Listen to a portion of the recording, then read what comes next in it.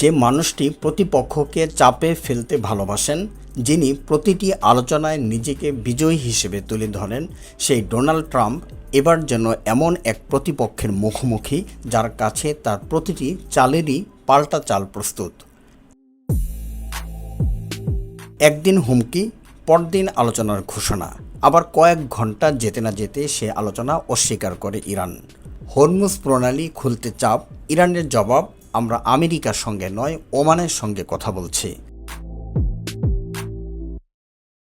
যুদ্ধের ময়দান থেকে কূটনীতির টেবিল, যেখানেই খেলাটা গড়াচ্ছে সেখানেই যেন প্রতিবারই নতুন সমীকরণ তৈরি করছে তেহরান।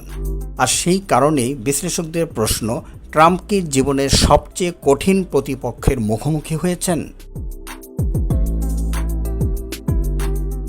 ডোনাল্ড ট্রাম্পের রাজনৈতিক জীবনের একটি পরিচিত কৌশল হলো কখনোই পরাজয় স্বীকার না করা।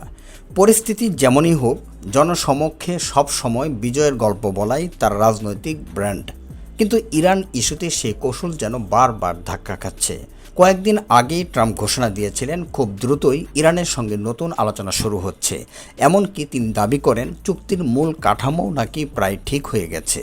কিন্তু কয়েক ঘন্টার মধ্যেই সেই দাবিকে প্রকাশ্যে নাকচ করে দেয় তেহরান। ইরানের পররাষ্ট্র মন্ত্রণালয়ের মুখপাত্র জানিয়ে দেন, যুক্তরাষ্ট্রের সঙ্গে কোনো আলোচনা চলছে না। তিনি বলেন, ইরানের আলোচনা হচ্ছে ওমানের সঙ্গে, আর সেটিও হরমুজ প্রণালীতে জাহাজ চলাচলের নতুন ব্যবস্থাপনা নিয়ে। এরপরেই ক্ষোভ ঝাড়েন মার্কিন প্রেসিডেন্ট। নিজের সামাজিক যোগাযোগ মাধ্যমে ট্রাম্প লেখেন, ইরানের নেতৃত্ব অবিশ্বাস্য। কিন্তু বাস্তবতা হলো শুধু কথার লড়াই নয়, মাঠের অবস্থানও এখনও বদলাতে পারেনি ওয়াশিংটন।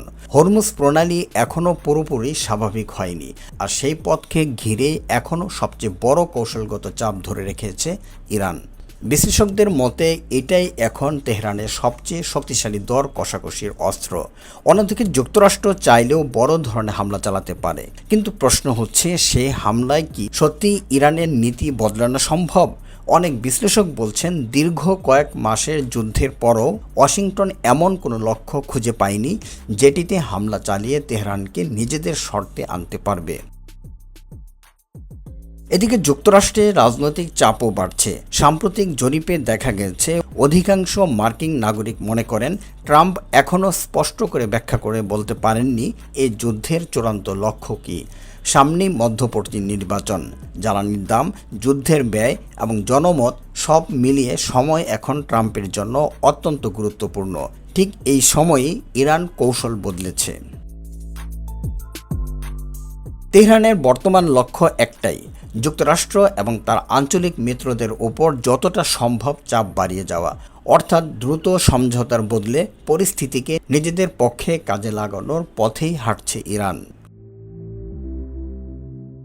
একসময় মনে করা হতো চাপ বাড়ালেই ইরান শেষ পর্যন্ত নতি স্বীকার করবে, কিন্তু কয়েক মাসের এই সংঘাত অন্য একটি বাস্তবতা সামনে এনেছে।